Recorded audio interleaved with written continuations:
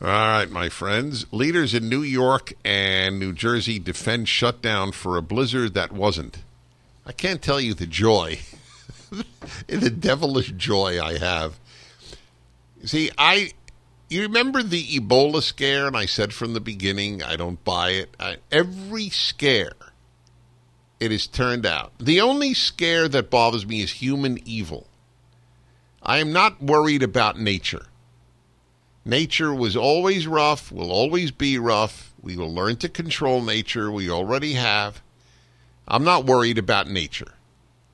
I am not worried about global warming that will drown coastal cities all over planet Earth. I am worried about people who wish to behead, to cut off the heads of every single one of you listening. And it's classic. I do believe that the fear of real evil is what has people focus on infinitesimally smaller issues and panic and scream about them.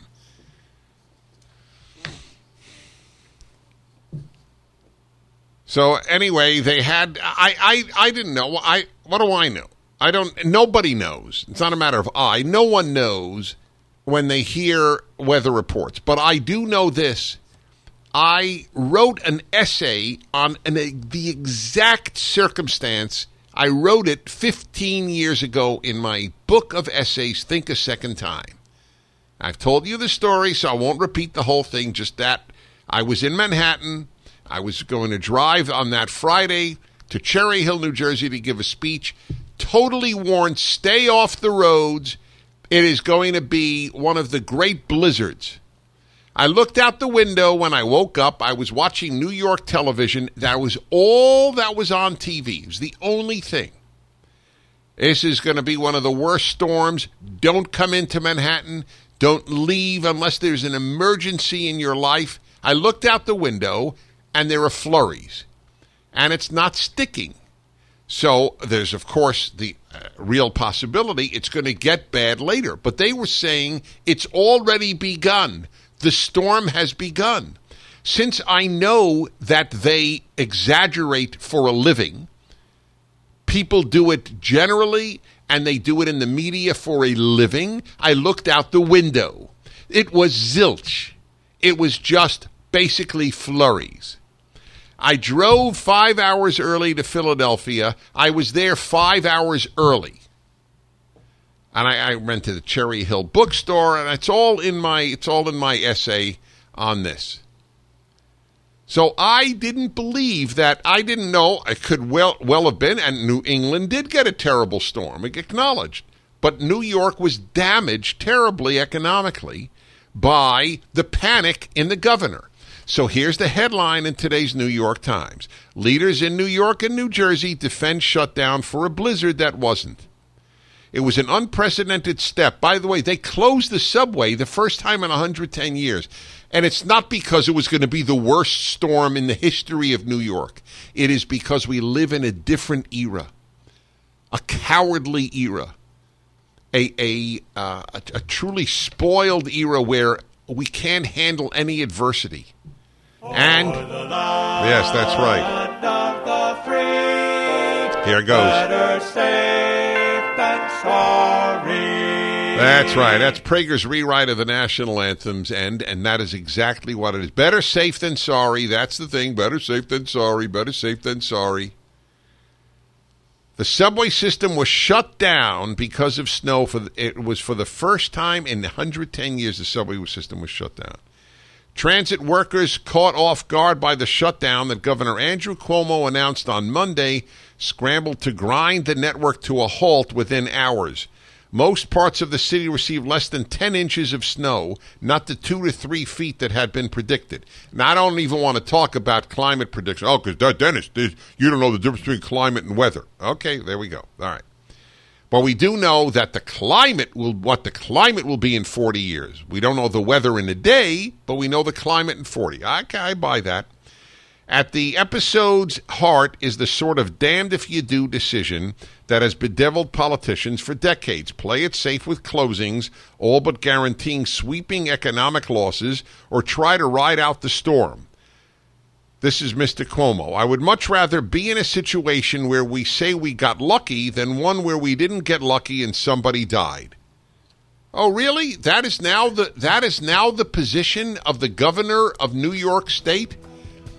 That you base policies, you shut down the economy of the largest city in the country lest someone die? Well, then get ready, New York. Get ready for a lot more of this.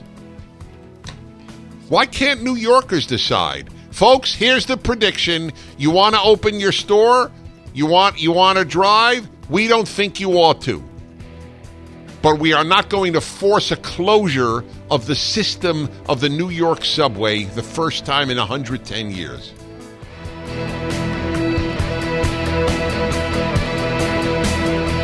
Now.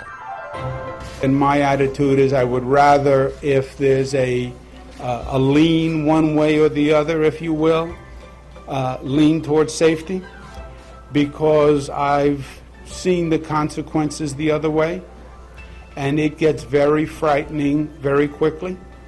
And I've seen people put in extraordinarily dangerous situations, and we've had people die in storms.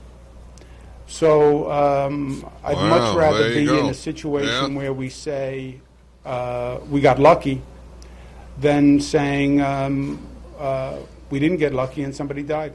This is the feminization of the culture that is often described, and it is no knock on women, but it is a feminine way of looking at policy. Just like moms worry about kids taking risks, especially their boys taking risks more than dads tend to do. The generalization is accurate. This is the nanny state. This is, I know I've seen people die in storms. So we're going to shut down the economy of the state, which is so much of which resides in New York City, because people can die in a storm. Is that now the policy of Governor Cuomo in New York State? New York subway shut down. I lived in New York until I was 27 years old. I went through tremendous storms and blizzards. I made a living shoveling snow. Well, I wouldn't say I made a living. I shoveled snow for money. I can't say I made a living. I'm very, very careful about it. I don't want to exaggerate, but I did make money. I've seen terror. My schools were closed, but you were warned, just as I explained to you on that speech to Cherry Hill, New Jersey. We were warned. You should void the roads. This is the new America. Kids may fall off seesaws. Hey, I've seen kids fall off seesaws. We'll ban seesaws. Kids have fallen off monkey bars. We'll ban monkey bars. Kids' feelings are hurt in dodgeball. We'll ban dodgeball. We'll ban Ringalivio. We'll ban high scores on that are lopsided, lest the kids who lose feel bad. This is what I mean. This is the feminization of the culture. And one party represents it more than another, but it is pervaded the system. How about just telling people, following is dangerous, you're an adult, make your choice. That's what should have been done with tobacco. Okay, everybody, thank you for listening. I'm Dennis Prager.